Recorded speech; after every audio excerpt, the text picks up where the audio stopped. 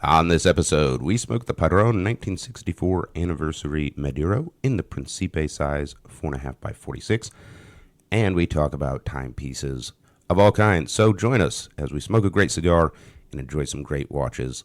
I'm your host, Johnny Midas, and you're listening to Burn Line Podcast.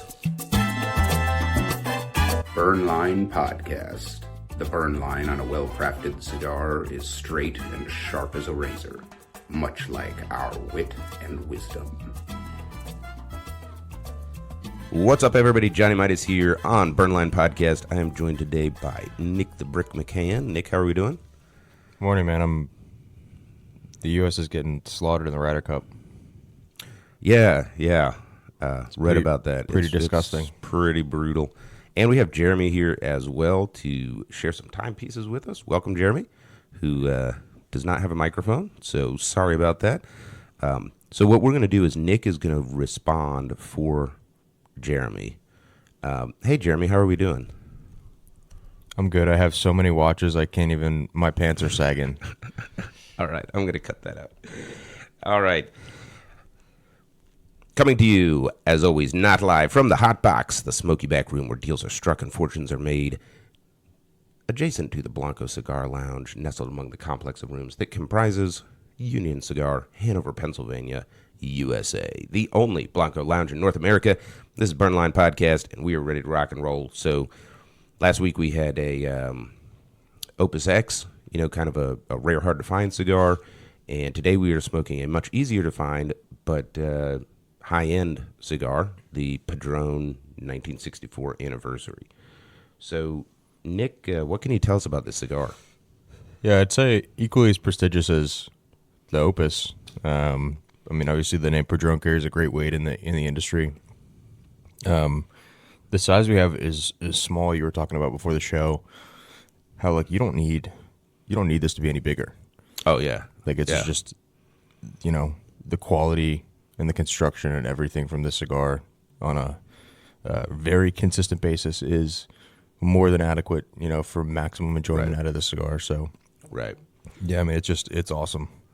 Yeah, I'm looking forward to it, and we've got a full slate today because we'll be talking timepieces. So why don't we go ahead and get this cigar rolling? And with that, I think it is time for the official cutting. The official cutting is brought to you by Fat Boy Cigars.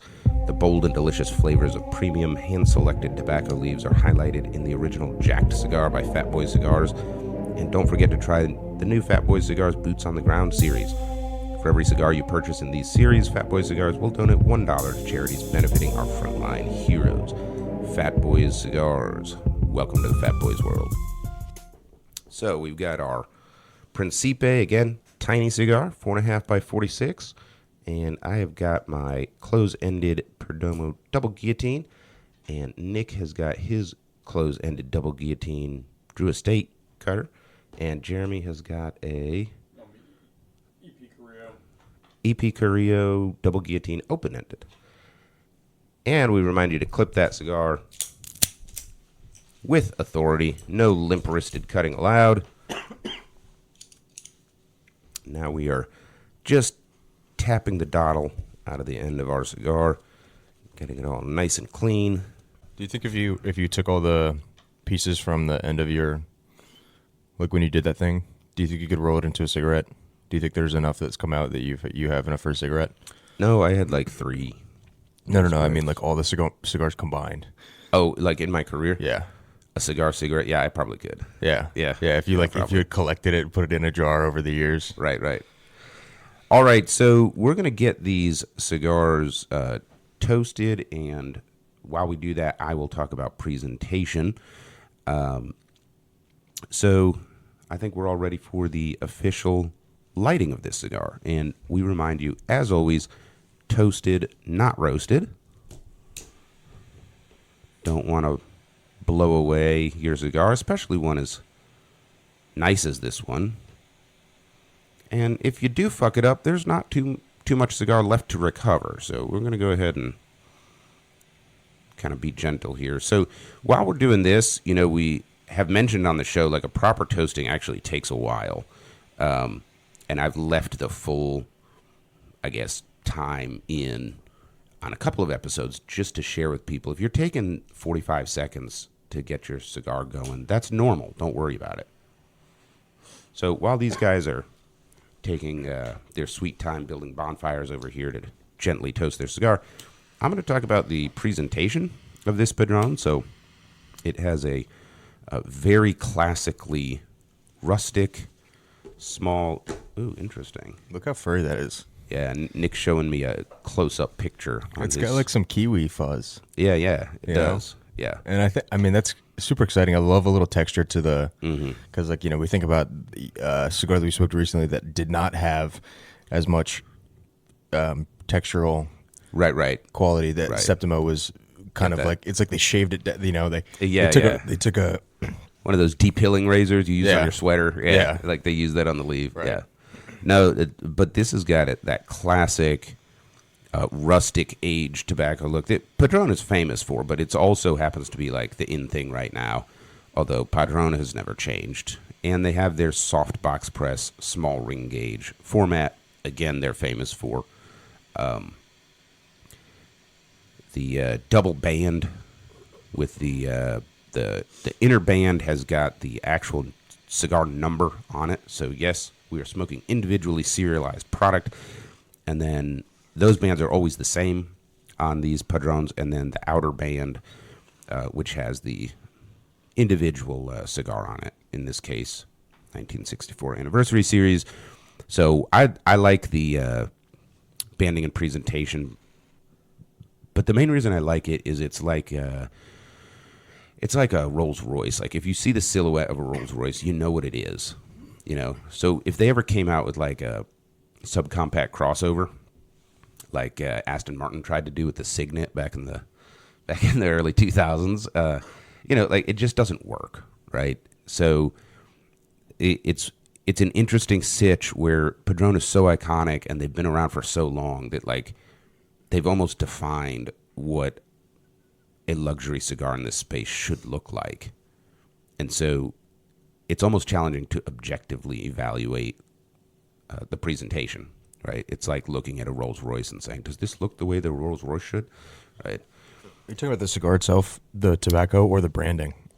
Both together. Like the simplicity of the band, like there's no ribbon on the foot, there's nothing fancy. It's the double band. That goes back to the box too, with the gold and the box. Yeah, absolutely. So we've got kind of your typical all wood constructed box, with the brass hinges and latch. It's got Padrón stamped on the inside with the Anniversary Series. It's like these boxes across the board are the most monochromatic. Absolutely, yeah. They just are. Yeah. It's like that beige brown with the black stamped lettering. Yep. Yeah, the Maduro, every single one. The Maduro box is a little darker wood, which is cool than the natural, But other than that, they're literally identical. And then they've got the red ribbon with the Padrón in gold to keep the cigars separated, as well as the spacer. I love the spacer. Honestly, it's funny that this looks like a box that they were making in 1964. It does, like that Jose Padrón was making in the early days, right? In his garage. Yeah, with his hammer. Right. And then it's funny because it looks like what sticks out like a sore thumb is the ratings sticker. I agree. And so it's like they made the box first. Like, we're gonna keep these boxes forever. And then they were like, oh shit, these cigars are awesome. We're getting like a lot of notoriety. We need to put something on here that's, that signifies that we're the bosses. Right. And so they put the rating sticker, which is just 90, 90, 90, 90, 90, 90, Yep. A couple of 93s in there. Yeah. And it's also, I noticed the sticker's not placed on there very well. Sorry, Jeremy. Let me show you. It's like up against the side here. Oh, what the heck? Yeah. Yeah, it's crooked. They don't give a crap. It kind of, it does clash a little bit. The color scheme obviously fits and the fonts and everything, but it's almost like if you had a coupon for a Rolex. It's like, whoa, that doesn't go. Right. So, speaking of Rolex, all right. So we've got these cigars lit up, and again, it is a 4.5 by 46, and for those that have smoking, I guess the 64 or the 26, in their many varieties, the 45 year, all of that stuff. But this Principé vitola is extremely common. Most of the cigar lounges I go to have got this size, and there's a reason for it, which is, man, I've even left cigar on this. Like I've been smoking it, and I'll have an inch and a half left. Yeah, you're like, I'm good. And yeah, very satisfying. And also, if I keep going, I might get a little green around the gills. Yeah. Well, I think what's really interesting about the size too is short of well, I guess not short. Well, it's not, past the 1000 series, right? If you don't want to smoke a 1000 series, you want to smoke a Padrón Anniversary 1964. This is the most accessible price point, right? And that is something that I think, like you referred to, that a lot of stores, retail stores, having this cigar is because a lot of folks want to try a Padrón, but don't want to spend $25, $26, $28 on a Toro. Right. And so this one's the one you can do that with. Yeah, this is the gateway drug. So this retails for $15.25 here at Union Cigar Hanover, which seems pretty fucking steep for a cigar that's 4.5 by 46. On the flip side, I can't remember meeting somebody who smoked one and was like, well, I didn't get my money's worth out of that. Oh, yeah.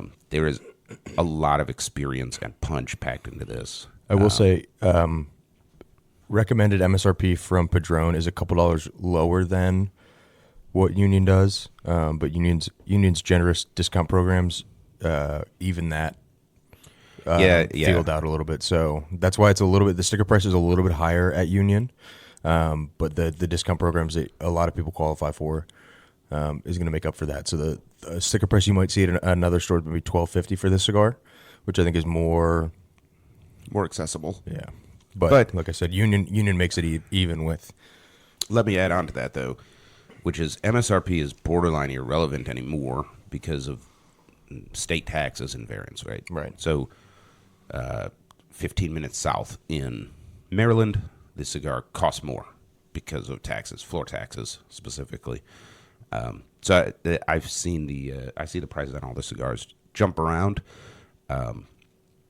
but finding a cigar at MSRP is actually kind of rare. I've seen it below MSRP. I've seen it above MSRP. At MSRP is kind of rare. So sort of like buying a car. So let's talk about the construction. What this cigar is made out of. It has a sun-grown Maduro wrapper. This is advertised as a Nicaraguan puro. I will tell you that sun-grown with the Maduro aging is a strong wrapper, and it's 46 ring gauge, so you get all of that flavor. But if you're thinking like classic Nicaraguan spice on your tobacco, like this is it. You know what I mean? This is a strong flavor. Lots of spice. Chocolate, leather, spice dominates for me. Nick, what are you thinking?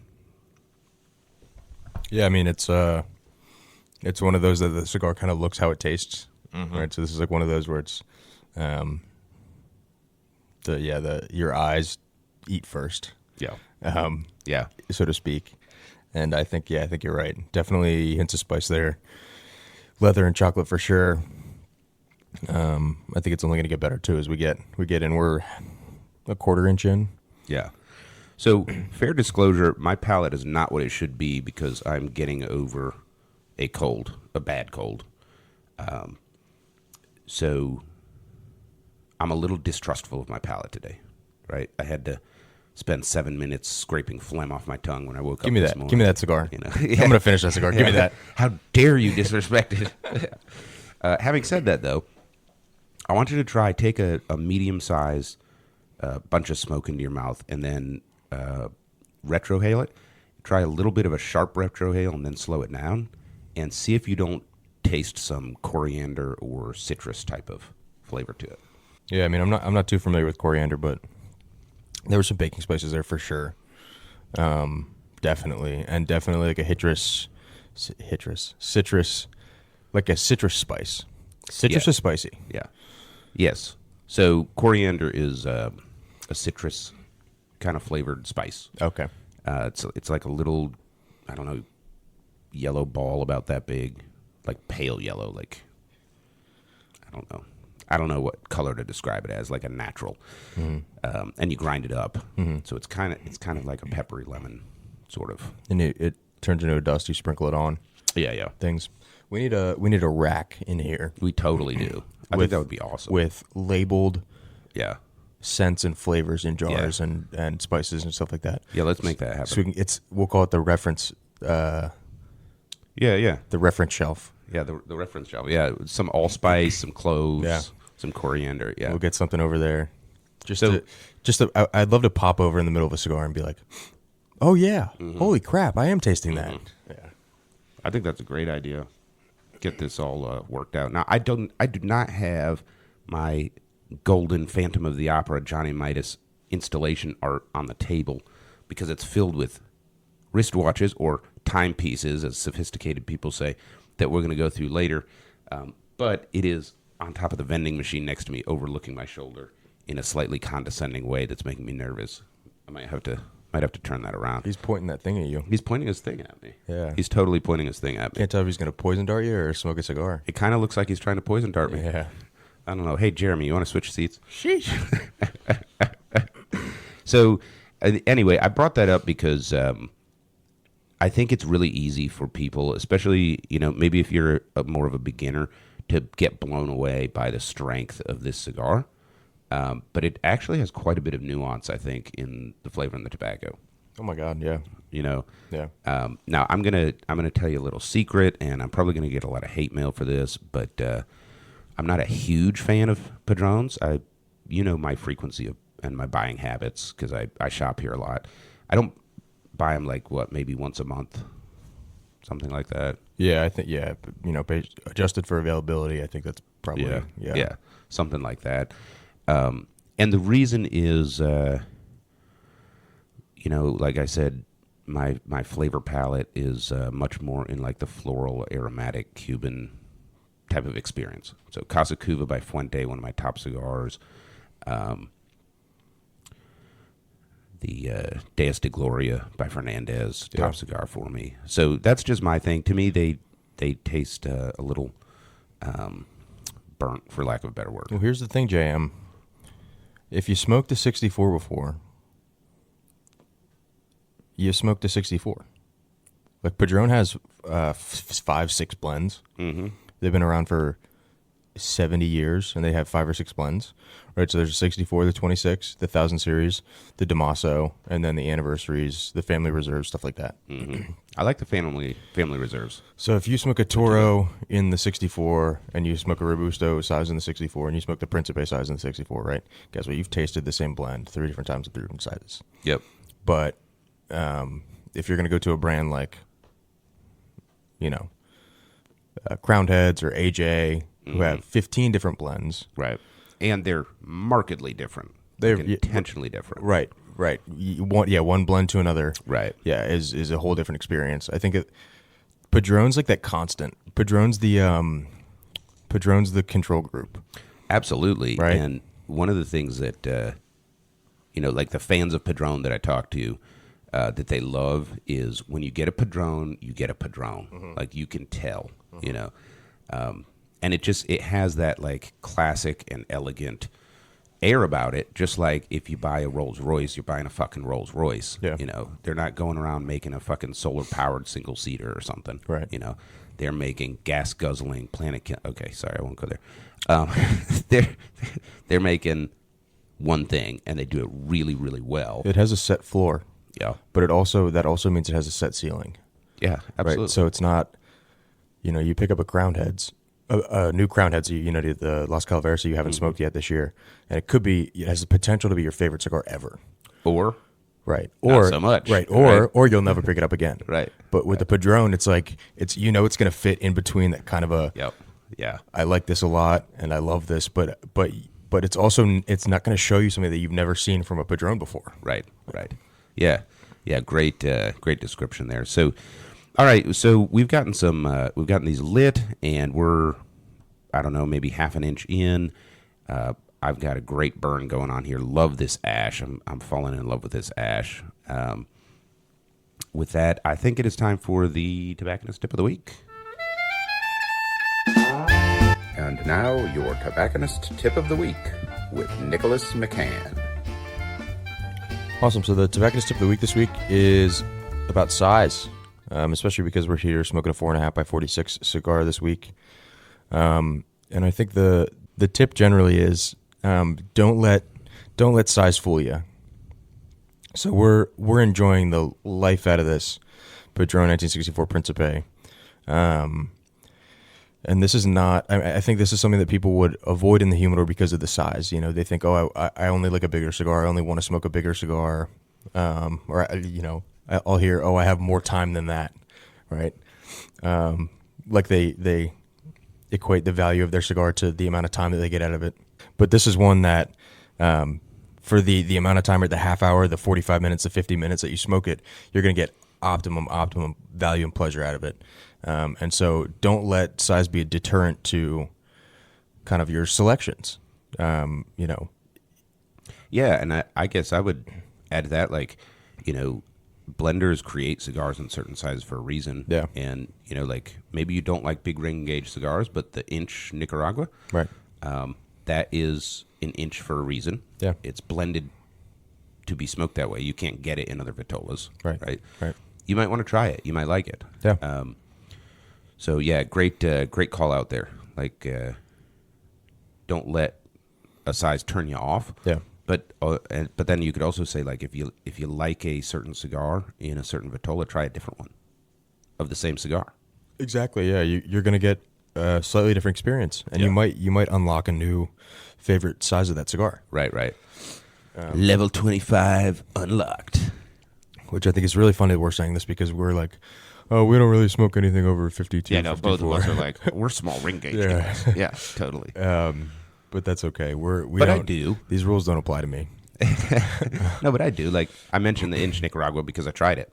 You know. Yeah, for sure. And like I said, it's supposed to be that size. Yes, yeah. The inch is going to refer to not the length, but the ring gauge, right? 64 right, ring gauge. Right, Yeah. ring gauge is measured in 64ths of an inch. The La Tabula, the plank. Yeah, from DBL. Yep. Great cigar. 7 by Love 64 that. box press. Yeah, 764 box press. That's a lot of damn tobacco. Yeah. And I loved that cigar, and I'm a small ring gauge guy, so Yeah.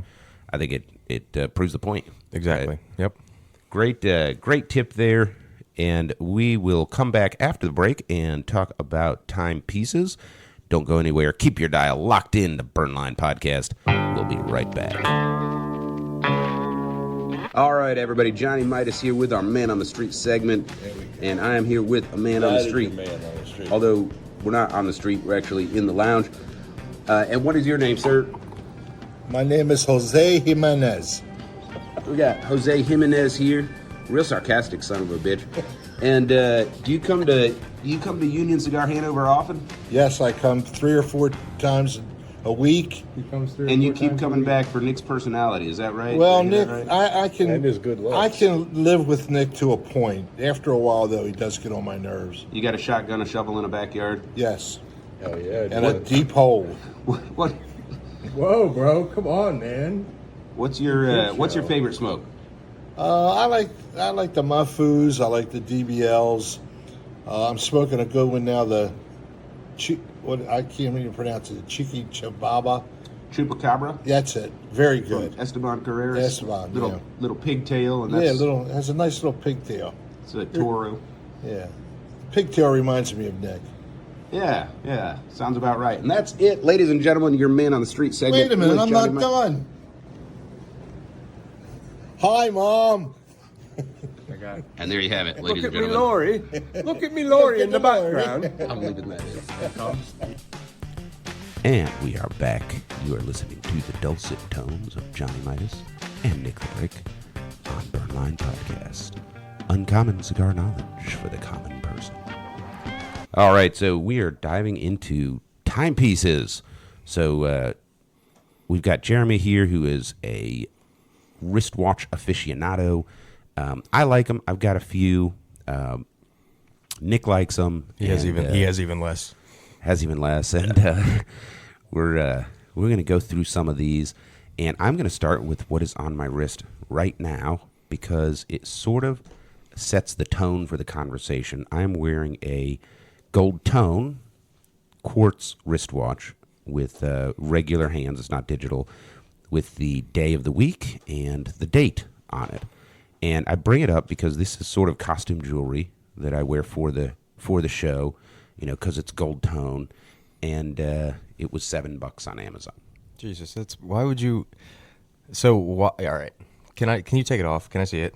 Yeah, absolutely. Why would you do that? Away. $7. Like would you stop at a mall kiosk and you bought this jewelry? No, I got it. Oh my gosh, I got it from Amazon. So, and the main reason I do that is, I drive a 20-year-old 4Runner with a 3.5-inch lift and 35-inch mutters on it, and I'm putting a new ceiling in my master bedroom today. Like, I do a lot of active stuff, and I don't want to wear a nice watch that I might pull over on the side of the road and adjust my catalytic converter or something.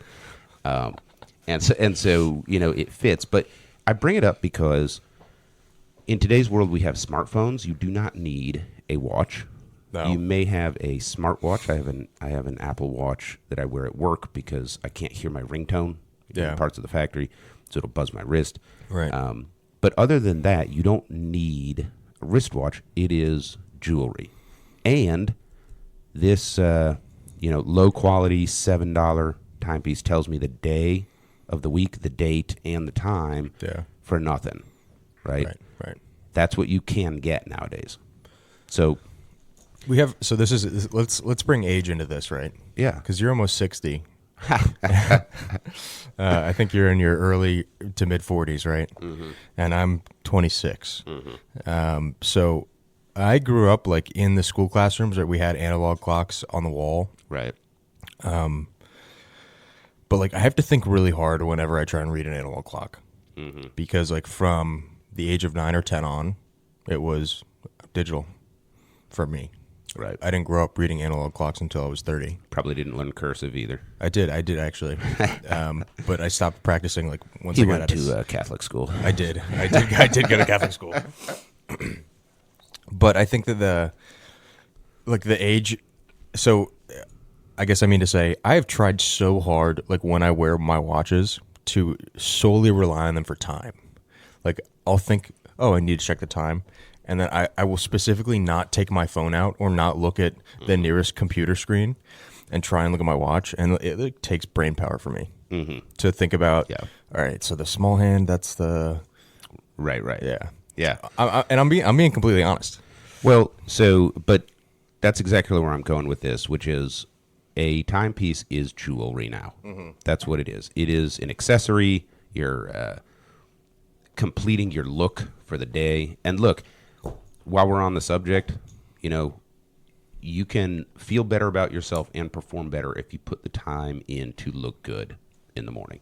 This is well-known psychology. Like you can read articles about it in the academic journals, but there's also like books about it at the common level. Dress for success, all this stuff. Yeah, 100%.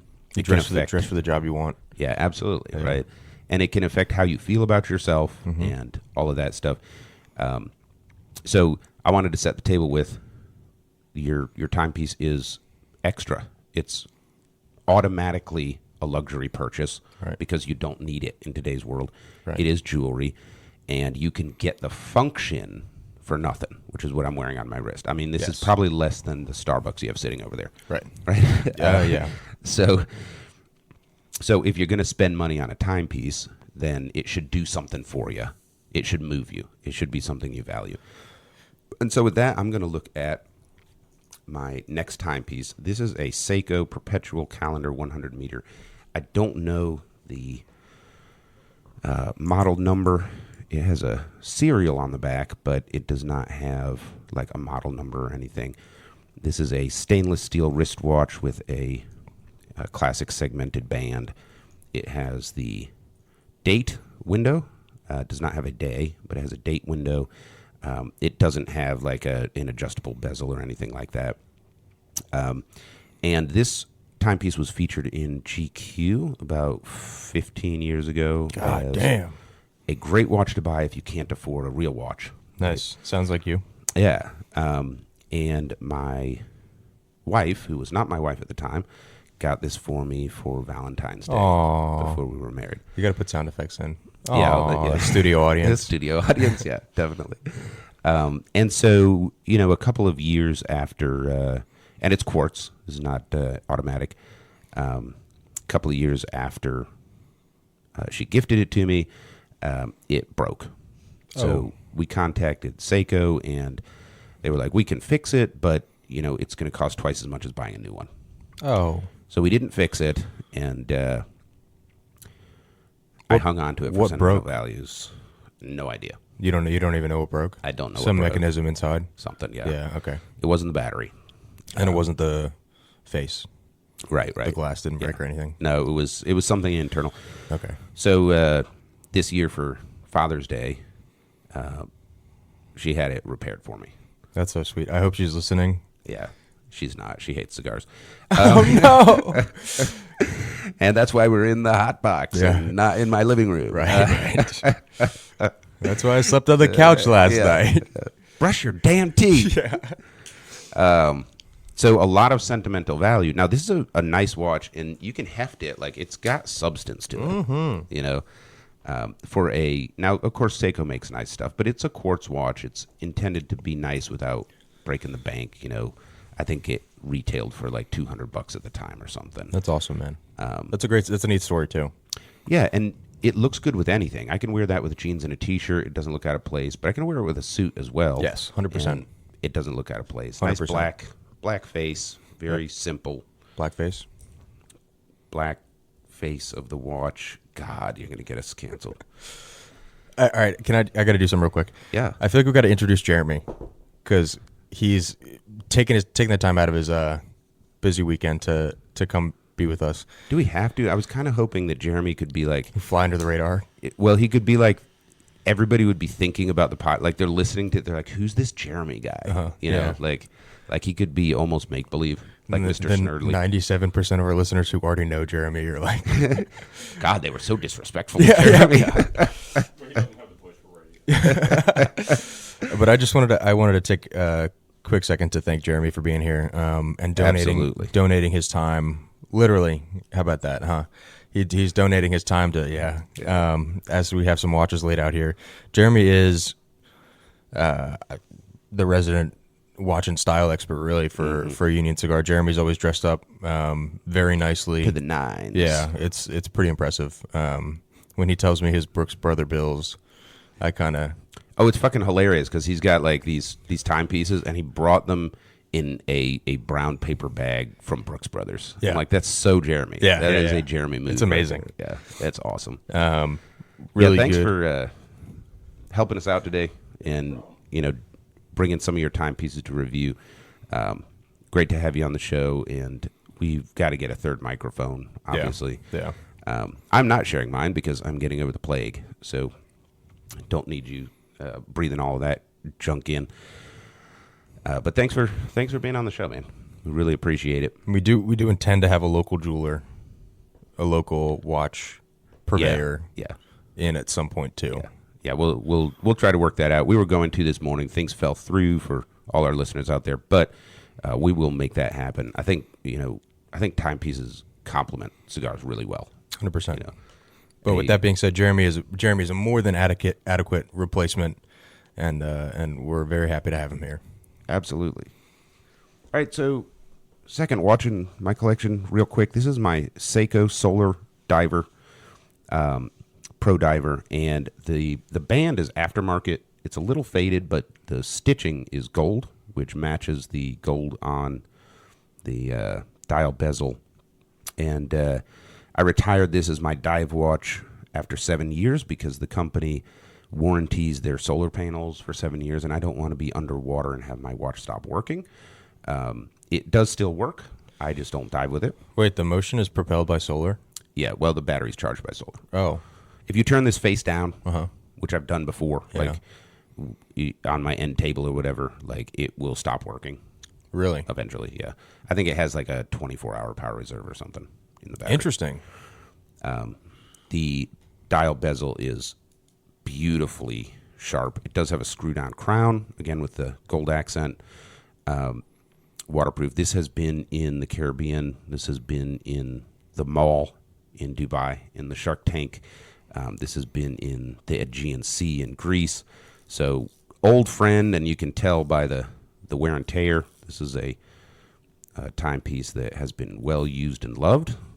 What did the first band look like? It was black rubber with some little squiggles in it. Same style. It didn't have the stitching. Yeah. Oh, nice. Wow. Yeah, That leave was it the to Jeremy to have the frickin'. Yeah. That's awesome. Do you like this band better? I do, because the contrast gold stitching looks like it came from the factory. Right? And nobody else has one like it. So And what's in Swiss francs? How much does this cost? a lot. Does it? Yeah, so those are around 500 right now, I think. Okay. Maybe 250, somewhere in that range. So affordable timepiece. Yeah, that's not crazy. Now, very serviceable for a dive watch. And then this is my suit watch. This is a Tissot Powermatic 1853. No, this is Swiss. This is Swiss. This is the Tissot Swiss. Is this a Rolex competitor? No. This is much lower. I think this was a $500 watch. Okay. It's got the skeleton hole and the glass back, which is kind of cool. Yeah. And I got this on my 10th anniversary cruise when I was with my wife there. The 10th year in a row that you went on a cruise. No, 10th year anniversary of marriage. And I love the face. I don't know. It's kind of like carbon fiber, but it's more texture. It's that gunmetal gray circle where the yeah. But nice contrast. All these have huge faces. Very simple, beautiful. Well, this is not. This is a 40 millimeter. They don't make. Or Yes, maybe, that's the smallest one. I think this is a 38. Oh, this is so nice. Yeah. Oh my gosh. It's very slim. It's not as slim as it could be because of the glass on the back of it. But I love the bracelet. Man. I'm just polished stainless. Yeah. And you got a nice little pillow. Nice little pillow. Yeah. I'm so glad I'm not into watches because I would frickin' Be broke. I would be living in a box right now, man. Yeah. Dude, that looks like so I thought that was a series of books and manuals. Yeah. The it Tissot is. box.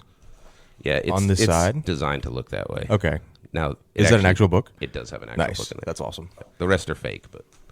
And then my last timepiece. These are not all my timepieces. These are the only ones anyone gives a shit about, or not. This is my Bremont Supermarine S500, and this is my replacement dive watch that I now use. This is automatic, and Bremont is actually used by people that go to the North Pole and stuff like that. So that's one reason I It's an selected Explorer this. watch. Yeah. Because you go to the North Pole a lot. That's why you picked it. Yes, for my annual journey to the North Pole. Around December 25th. It also has day, and this is the white and nautical blue, which is my favorite color scheme for this. Screw down crown, the usual. It also has a pressure valve on the side of it for real diving, and is ISO certified for 500 meters, I believe, which is why it's so chunky. It does not have a nitrogen valve, so if you're into deep diving, you can't charge it. But for scuba diving, it's more than enough. So this band is like rubber. Mm-hmm. It's so bizarre to me that A $6,000 watch has a rubber band. Yeah. Yeah, that's I guess one of the things that I was like grew up. My dad had one nice watch, and it was a chain link. But nice. look at the face front of the watch. What is I love the I know it's got the airplane logo on the back, but see the depth and texture. It's like jewelry. Like It is. It's gorgeous. 1,000%. What's the word for watchmaking? Horology. Horology is where you like look at the planets and you try to decide your future fate based on the alignment of Mars and. Whatever you're into, man. But It's horology, right? It's in Mars. Study of timepieces, baby. Oh, Jeremy says horology is the study of timepieces. Okay. I'm pretty sure you're thinking of astrology, but I'll argue about that later. So that's my collection, and now we are going to dive into. That's beautiful. Wait, hold on. We got to put you on. We got to scrutinize you, man. Jeremy, man. We should have made a matrix for ranking watches and scoring them. So which one out of those were your favorite? The Vermont. The Vermont? Was that the last one? Yes. Okay. With the rubber band. The $5,000 watch with the rubber band. Uh-huh. That's so cute. That's awesome. I liked I liked the one from 15 years ago that broke. Yeah. That was nice too. Yeah. That was really nice. It's That was- actually my favorite. That was a Seiko, wasn't it? Yeah. Yeah. Awesome. It's very usable, very versatile, and it has sentimental value, and that means a lot. I was when thinking you're- we could do like appearance, style, size. Yeah. We could. I mean, we Yeah, could. we could totally rank wristwatches. Anyway, On next week's episode, we are not even smoking a cigar. well, we could do one cigar and one watch every once in a while. So before we jump into Jeremy's collection, why don't we touch base on this cigar? And Jeremy does not have a microphone, but I will translate his thoughts into the Zoom H6 collector that we're using for our awesome audio here on Burnline Podcast. So, Jeremy, what are your thoughts on this Padrón 1964? Sort of the gateway drug into the high-end Padrones. Oh, when I get a cigar. Right. So, Jeremy's saying that the cocoa and leather notes are really ringing his bell. Those are his go-to notes in a cigar. So, well, this cigar delivers on that for sure. This is the one. I think for me, like the strong, spicy flavor of the wrapper is still dominant, and definitely like cocoa and leather. Those are the three flavors I'm getting. I'm in the second third. I'm not halfway done. It's burning tremendously well. I mean, it's like a perfect burn. Haven't had any issues. The smoke output is great. The smoke is, I think the smoke is on the heavy side. It's not like the Opus X. The smoke is very light, right? This smoke is above average, we'll say, in strength, like sort of chewy on your palate, I think. Nick, what are your thoughts on this Padrón 1964 Anniversary Maduro Principé? It's great. It's super solid. I think for like a seasoned cigar smoker, having this in the morning is kind of the. It tickles my fancy because of the strength, right? And it's not something that I regret smoking first thing in the morning because it makes me, feel sick for the rest of the day. But I think it's strong enough that It lets you know you're smoking a cigar, yeah. and it wakes you up, right. yeah. But it's not like but it's not. So I think like the mediumness of it is very, very appealing to me right now. Because sometimes Connecticut's, you get good flavor and stuff, but they're just very light. Right. They can be. But I think this one like is for and this one isn't. This is not a right. Even though we're getting notes of spice, this is not a spice bomb, right? This is not a dark everything. This is not a Perdomo Anniversary Sun Grown. Sure, it's just gonna spice your palate out. Sure. Like, oh, I just sucked on a cayenne pepper. Right. And it's not an Asylum 13, or a Camacho Triple Maduro, right? This is very, it kind of, it hops on its right leg and then its left leg back and forth from, light to full to, And it's sweet. Yeah. Yeah. And I think the that slight citrus note is picking up a little bit. Really cool flavor profile change as I'm smoking it, especially in a smaller cigar. That doesn't always happen. So I appreciate that. Definitely a Padrón. You're smoking a Padrón. So, all right. So let's dive into Jeremy's Timepieces, and you have a bunch, but we've selected 5 to review, or 7, a bunch of them. So what are we starting with? All you guys pick, and I'll give you a description of it. And tell you what it I like this one. I love this one. Yeah, I like that one too. Let's start there. All Red. I see Satan. right, so first of all, what is this watch? is. Fast Rider Black Shield. This is the Tudor Fast Rider Black Shield. It's and they made it in partnership with Ducati. And the Ducati emblem on the side there. Nice. So this was made in partnership with Ducati. It has the Ducati emblem on the side. It has a black rubber band and a matte black case and crown. And let me see the face of that. The case is ceramic as well. Nice. Oh, okay. So ceramic case. And it has a matte black face with red hour markers and red secondhand red tips to the black hands. And it looks like it has got 3 dials for Chronograph for timing. right, 3 chronograph dials. It does have a date window, and then it has a tachymeter on the side, which makes sense with Ducati because you can use the tachymeter to actually calculate the speed of a vehicle. That's where that came from. The math is insane. Something that everybody should learn in case you're stuck somewhere, without an iPhone and you want to know how fast something is going. No. Yes, you have to do math. So this Gorgeous watch. This is my All black, red accents. Yeah, My- it looks like Satan. Yeah, my virgin watch eyes. This looks like if Tom Cruise was going to a fancy dinner in Mission Impossible 17, Right, and right. was chased on the way there, and Yeah. but survives the chase, gets off his bike, takes his helmet off, still looks perfect, right? And he's got this Right. watch on. Yeah, and know? it has a poison dart hidden in the back of it. Yeah, right. Yeah. Yeah. I like that. All right, why don't we move to the next one, the gold and silver two-tone. This is a Rolex date just. So we've got a Rolex date just here. Has a gold face, gold bezel. Yeah, two-tone, 18-karat gold. It is two-tone, 18-karat gold. It has the classic Rolex date window with the magnifying glass. And And it has the same case as the Oyster Quartz, but it's an automatic. so it has the same case as the Oyster Quartz, but it's an automatic. It has a gold crown. Yeah, they made these during the 70s, and they're very hard to find now.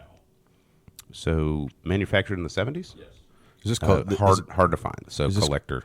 Yeah, the nickname for it is the rare bird. Nickname is the rare bird. Is this color scheme called champagne? Yes. Okay. Yeah, So champagne color scheme. I just googled it. That's how I knew that.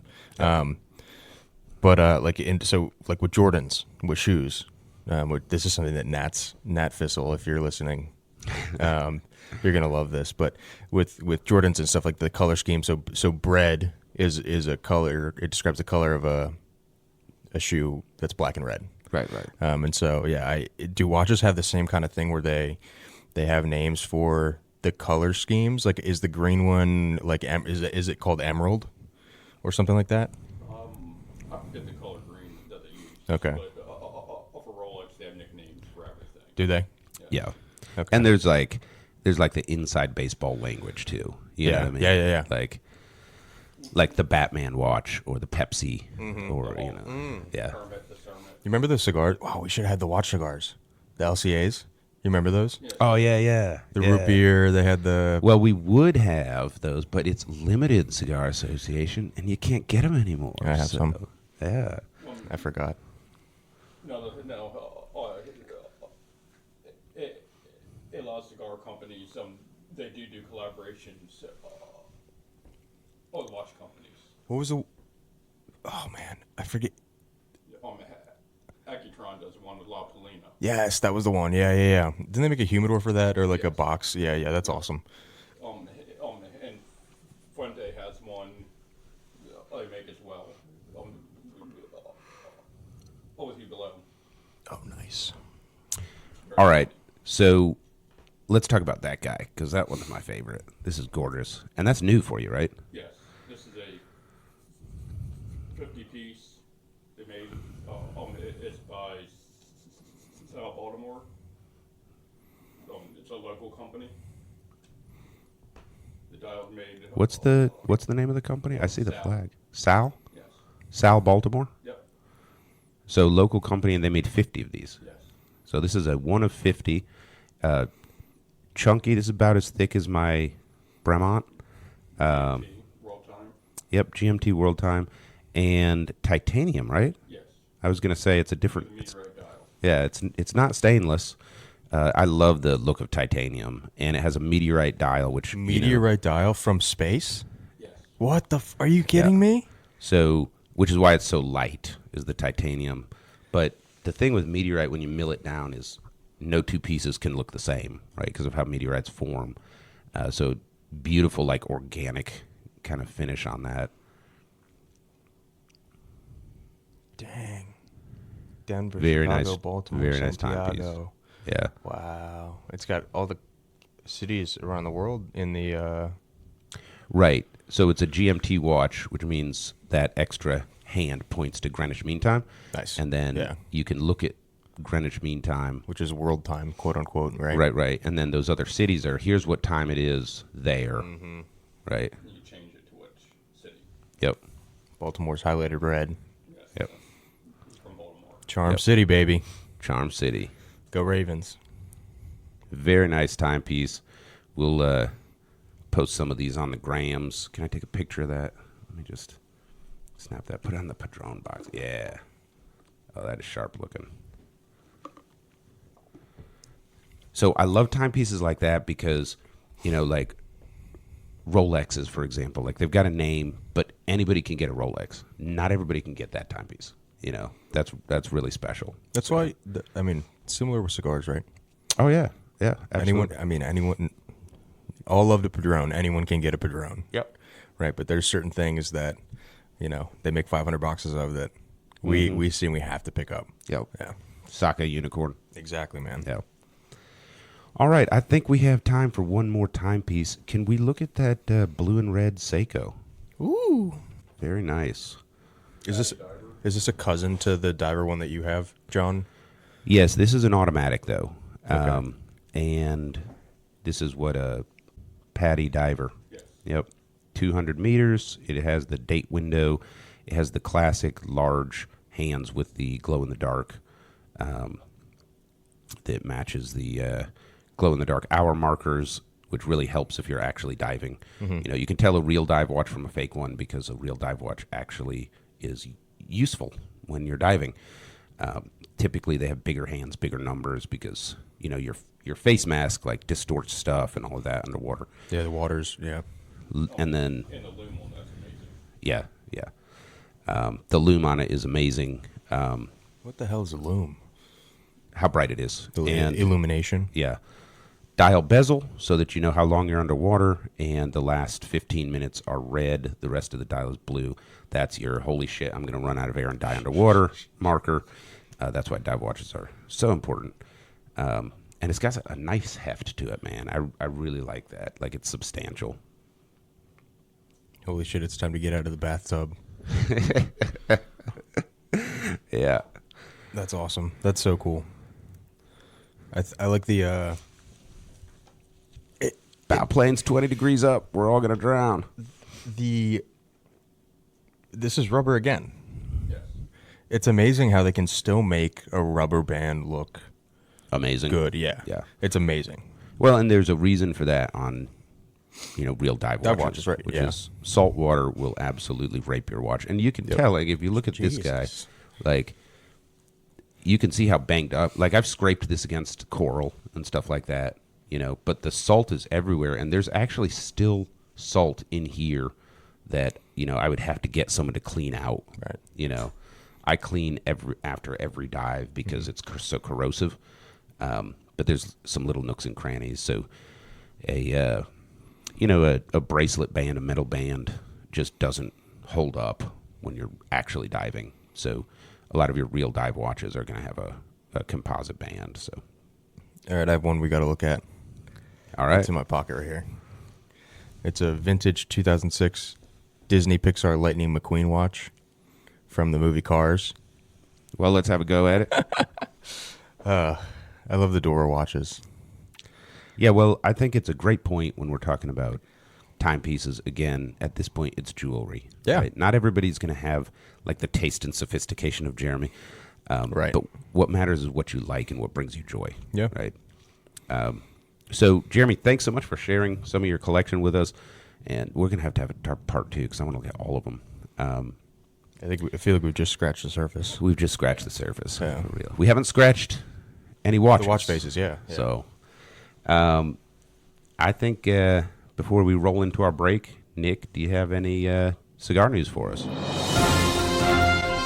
Cigar News. Here is your host, Nicholas McKay. One piece of somber news.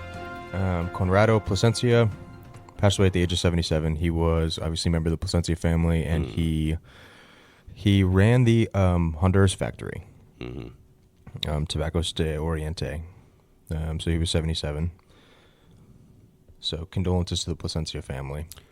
Our condolences and our thanks for all that he contributed to the cigar industry over the years. Without a doubt. And I think a bit more of numbers news is that the Cigar Association of America has reported that premium cigar imports into the U.S. from January to July 2023 are down 3.4% compared to the record pace that was set in 2022. Makes sense. With inflation, I just read bread is like 5% year over year, 4.5% higher. You know, did you know that in Carroll County, home prices went up 17% year over year? Yeah, but That's why all those transplants are moving up here. But wouldn't the price increase just mean domestic sales are up or down? Would it affect I don't know what it imports? means, but I do know it means that people have less free cash for consumables like cigars. So I think it makes sense, right? So that affects the buying of the purchasers in the United States? Yeah. The big players? Yeah. Anyway, most importantly, the numbers are still significantly above pre-COVID levels, which is good. So we saw, obviously, a kind of meteoric 1990s type rise. Right. Yeah, right around the 21, 22 years. And so these numbers are still up compared to that. Nicaragua still has a pretty dominant market share. Yeah, grip on imports. Yeah. Dominican Republic second, Honduras third. And then it's kind of a also ran after that. What? I said it's kind of an also ran after that. Yeah. Like everybody else combined is like less than Honduras. Yeah, Costa Rica, Philippines, Mexico, Bahamas. Yeah. So, yeah, I guess imports are down, so you're going to see less cigars in the States. Is that fair to say? Yeah. Less cigars have been sent to the United States this calendar year. Now, if people are buying more slowly, then the imports are slowing down, then cigar stores will be more full. Right. But, not bringing as many cigars in. Right. So. Yep. And since we don't produce cigars here, that means less cigars. It's not like we're displacing imports by producing our own. So, yeah. Very good proxy for amount of cigars on the shelves. And with that, we'll take our last break and come back with our ranking of this Padrón 1964 Anniversary Principé.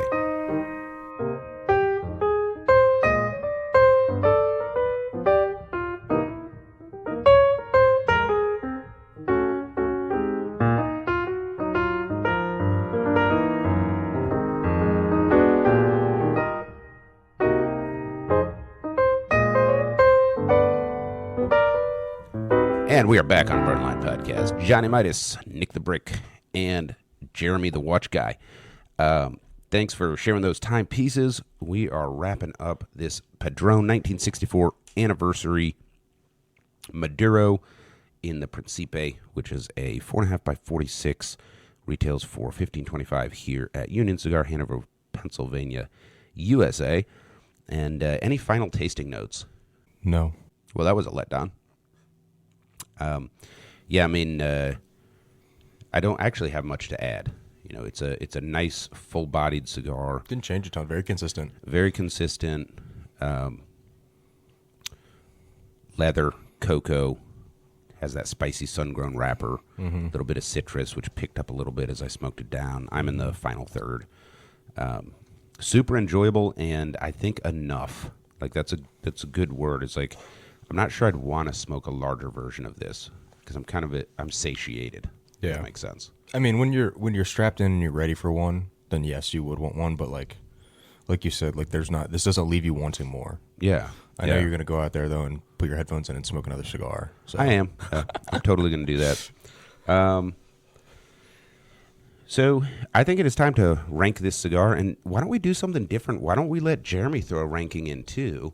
Because we don't do ties. We always round up. So we can almost have a tiebreaker on this show. Do something a little different for folks. And if you're not familiar with the Burnline ranking system, we rank 5 vectors of the cigar on a scale of 1 to 10, add them together for a total score out of 50. We do this on purpose so that you can't confuse our rankings with the myriad of 100-point ranking systems out there, which, if we're honest, rarely go below like 88 or something. So the first 88 numbers are wasted. And also, neither of us can count to 100. Also, we can't count that high. Yeah. So, and I don't want to take my shoes off. So Yeah. we left it at Johnny 40 toes. yeah. Johnny 20 toes. He said 20 toes, not twinkle toes. So why don't we start out with presentation as usual, and I will go first. I have got a presentation of 9, and I will admit that it's kind of one of those, like, if you're looking at a Audemars Piguet Royal Oak, like, it's so classic. Audemars Piguet, however you pronounce it in French.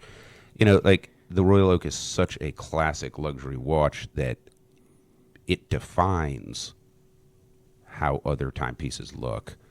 And it's the same for me with Padrón, where they've almost defined what classic high-end cigar looks like. And that's one reason why I rank it so high. Yes, it's very well done, super consistent. I love the simplicity. It's elegant, but it's not fancy. Almost rustic. Looks like, hey, I bought a cigar from a fucking, country in Central America. This is the real deal. Real throwback. The box is a real throwback to like classic Cuban cigars. Like if you bought pre-embargo Cohibas, would look similar to this. So that's my ranking. And Jeremy McBee, what have you got? I'd rank this. I'm an 8. So Jeremy's got an 8 for presentation. And Nick, what have you got? So this is why I love being the Gen Zer, because I can throw a different perspective in there. But I think this box appeals to so many classically minded cigar smokers, right? The old guys. That's fair. And so I can be the contrarian, right? We have No, Nick? yes, A wow, contrarian? yeah, just No. because. And Nah. I'm only doing this because other people think the opposite.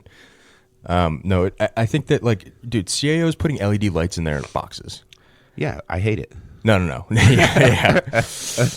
And we No, got but you're right. Like, we got Grumpy Johnny Midas. no, but you're right. Like, I'm not attracted to the Superfly branding, for example. That's crazy, man. Right? I'm not attracted to the CAO LED lights. Right. And I they, don't even. I'm not even a huge fan of the Street Taco branding. what? Yeah. Are you serious? Well, I mean, I don't think it's bad. it's just not my. I got you. thing. And this is where cigar smokers differ a lot, I think, and this is why this is an important ranking because, Padrón, man, I hate to break it to you, Padrón, you've been doing this that's been working for you for 70 years, or 70, 60, 70 years. Keep doing it, but like, you can do more. 7. It's a 7. All right. So. I want to see some, like, put a hologram of Jose Orlando Padrón on there. I want to well, see. don't they do that on the Family Reserve? Mm-mm. I mean, it's not a hologram; it's a silhouette. But I want to be able to when I open and close the box lid, I want to be able to see like the hammer and then a portrait of Jose Orlando Padrón like oscillating in and out. oh, totally, yeah, Exactly. yeah. You know, like let's and let's now get you're with gonna it pay here. $45 a stick. Whatever, man. Whatever. Street tacos sub 10. Aha. All right, so we've got an 8, and then price. So we mentioned MSRP is 12 something. These retail for $15.25 here at Union Cigar Hanover. If you go south in Maryland, you'll probably pay a little bit more. And it's a small cigar. It's a 4.5 by 46. So certainly for that price range, you have a lot of choices there. So Nick, we will start with you this time. What are your thoughts on price? This is so funny. I might be the most inconsistent person on this podcast. I give this a 9. Okay. For the very simple fact that they've earned it. Yeah. So Okay. over the history of this brand, this company, right? They built their reputation. They built the consistency. They built the branding. Vertically integrated. Vertically integrated. That's right. Very few 100% vertically integrated companies. So they control Yeah. If something's wrong, it's their fault. From the band to the box to the tobacco to the distribution, it's everything. So I mean, my outlook is that they've earned to this price point, right? They've done it. They've been here, so they they get the respect of the dollar. And so yeah, I'm not mad at all about it. And Jeremy. I have to agree with Nick with 9 on the price. And Jeremy's got a 9 for price as well. So I'm going to be the contrarian on this one, and I've actually got a 10 for price. And the reason is simple, which is the enjoyment that I get out of it is worth more. I would pay $20 for this cigar. Holy crap. Yeah. Keep it. Censor that part. We don't want them hearing that. Right? Padrón- Don't raise your prices, Padrón. Padrón fan says he would pay even more money for their cigars. Yeah. But yeah, I think the price is superb. I mean, the consistency and the quality. And I'll tell you something else. I've been smoking for 20 years. Nick, you were not alive 20 years ago. Jeremy was putting a roof on a house 20 years ago. But we've smoked cigars for a while between us. How many Padrones have you had with a construction or burn issue in your life? Can't remember. Can't remember. As in, I can't remember a single instance. I can't remember a single instance either. Yeah. And I've probably smoked hundreds Yeah. of Padrones. You know Jeremy? what you're getting, when you get it for drawing. Yeah, yeah. So, given that I can pick the cigar up, I know the delicious flavors I'm going to get. I know that it's going to burn. I know that, I'm not going to have construction issues. And that's why I give it a 10, is I think it's worth more than But think about how difficult it is to do that and to build that reputation. Oh, for sure. Like that is, Yeah. And you get one, like especially nowadays in the viral age, you get one bad box, right? And it's all over the internet. It's all over the forums. Oh, Padrón's losing touch on their quality. Oh, yeah. Blah blah blah blah blah. Yeah. Like just the fact that they've been able to keep it Through the pandemic. Oh my gosh, and man. everything. It's incredible. Yep. Props, major props. Well, that brings us to construction. And we will start with Jeremy this time. And Jeremy, what are your thoughts on construction? I'd have to give this 10 for construction. Straight 10. Yeah. The burn line on it is perfect. Yeah. I mean, look, I'm down to my last half inch, and it's cool enough to smoke. The burn line is perfect. It's, it's perfect enough that I can smoke it while it's this short. Okay. Nick? Yeah, 10's cool with me. Nick is cool with 10 as well. I think we need to normalize giving 10s on the show. I don't think so. I think that 10 is perfect. If it's not perfect, you can't give it a 10. I completely agree. I was just thinking like, I'm going to give this a 9 because it was very good. Yeah. But I was like, well, why not? Why wasn't Could it it perfect? be better? I don't know. Could it? I don't think so. I don't think it could. Yeah, I don't think so either. I don't think it could. I'm very comfortable giving it. Some people I think would listen and be like, 10? What? Are you kidding me? But no, this is legitimately. No, I've got a 10 on construction, and typically when I'm gauging construction, I start with a 10 and start taking points off. There's nothing to take off. This is a small gauge box press, and the cap was perfect. I clipped it. Now, granted, I clipped it with authority. So And you toasted it and not roasted it. And I toasted it and not roasted it. But, a small ring gauge box press cigar, it's very easy to fuck up the cap. I didn't punch it, right? I just did a regular clip, and it's perfect. There's not a shred of tobacco hanging off. It lit the way that it should. Yeah. The foot was clean cut. Mm-hmm. The consistency of the tobacco leaves on the foot, which on a short cigar is harder to do. was consistent enough. It immediately combusted evenly, burned all the way through, no issues whatsoever. Beautiful ash, and I think expected from Padrón that level right, of, and that's quality. That's the thing, exactly. So I agree. I'm completely comfortable giving it a 10. I've never smoked a cigar with better construction, so I can't not give it a 10. Yeah. And that moves us into flavor. So flavor and experience are two of our more subjective elements because, people have different palates and different experiences, but they're also the most important, right? Because this is why we smoke cigars. Granted, if the construction is poor, flavor and experience almost can't save it, But, Nick, what are your thoughts on the flavor here of this Padrón? This is a real solid 8. This isn't my. It's so weird. I'll say it isn't my favorite flavor, but if you ask me what my favorite flavor is, I can't really tell you. Right. Because cigars aren't flavored, and it doesn't really work like that. Right. It's just what hits the spot. Yeah, absolutely. And this hits most of the spot, but not the whole thing. Right. It's good to great. Yeah. But it's not perfect or excellent. It's a super solid cigar. Okay, fair. And Jeremy? For flavor, I'd have to give it a 9. It's on my wheelhouse for cigars. So Jeremy's got a 9 for flavor. It's in his wheelhouse, so good. So for me on flavor, I've got a 7. And I think the reason that mine is the lowest score, I think there's 2 reasons. The first is, again, I just prefer the light floral, aromatic, but strong, kind of Cuban experience, classic Cuban experience, not Cuban experience these days. Hashtag topic for another show. So it's not my favorite flavor profile. It's very well done, which is why it gets a 7 because, just based on my palate, it would probably be more like a 6. But it's superbly done for what it's supposed to be. And then the other thing, and granted this is my palate, but every Padrón I've ever smoked tastes a little burnt to me. Sure. And maybe that's, because I've smoked so many cigars, my nose hairs are singed. I don't know. Which is not unexpected. Yeah. You're lighting it on fire. Yeah. Yeah.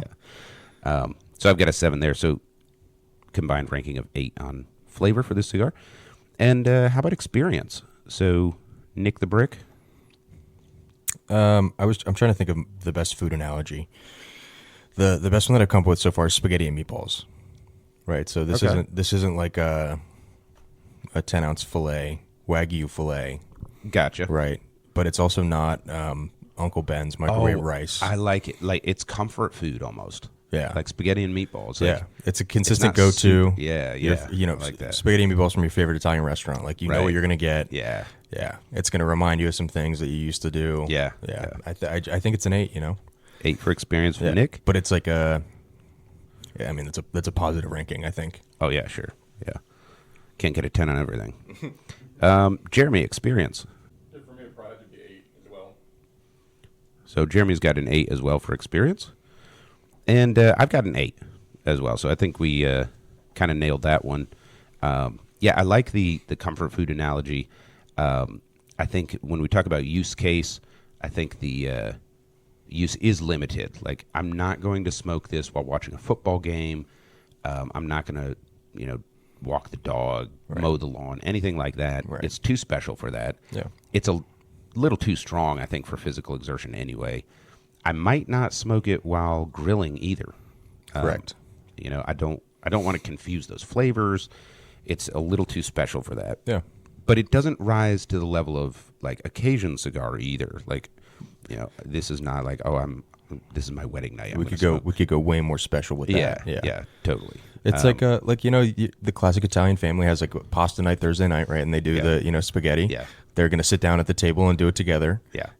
The rest of the nights they might eat micro oven pizza or something else, but Taco Tuesday. Yeah. It's just going to be that like in our little circle. This is the the one we all sit down for, and that's it's good enough for us. I like it. So that brings the total score of the Padrón 1964 Anniversary Maduro Principé to 43. That might be the highest ranking we've had. Yeah, pretty or close. tied for it. Yeah. So very good ranking from this cigar, and I would just say for cigar smokers out there, if you like, full-bodied cigars, but you don't want to smoke for 2 hours, this is a great one to pick up. 45 minutes or an hour, you're done, and perfect construction, good flavor, and consistent. You're always going to pick up the same cigar when you purchase these. And that's all we've got for you on this week of Burnline Podcast. Thank you so much for joining us. Thank you, Jeremy. Don't forget to reach out on social media. You can email us, burnlinepodcast@gmail.com. Be sure to send us any of your biting commentary, and we will read it on air. Unless you don't want us to, let us know. And, of course, on all the socials, Instagram, Twitter, X, Threads, blah, blah, blah. Not Facebook because we're not that old. A nice... Burnline Podcast, @Burnline Podcast. Nice collection of pictures and stuff that we've posted. Good cigars, some bad cigars. Oh, yeah. I love a bad cigar. Love the Highclere Castle that you posted. Oh, that picture, man. Yeah. That's a good picture. That's a great cigar. Did you like the floating Fernandez Bella Artes? So I found a way to photograph it on top of my lighter that makes it look like it's floating above the table. It's kind of cool. There was an account that used to do that. He was in Florida, and he used to do it on his porch. I think it was Cigar Obsession. Yeah. On YouTube, where the cigar would just be hanging in the air. Yeah. I was like, did he tie it to a string or something? I always wondered how he did that. You have to tell me your secret. Wingardium Leviosa. Yeah, right. There's some witchcraft going on. Speaking of witchcraft, grab yourself one of these Padrones here on the shelf at Union Cigar, Hanover, Pennsylvania, USA. This is Johnny Midas signing off for all of us here at Burnline Podcast. Thank you. Have a great week.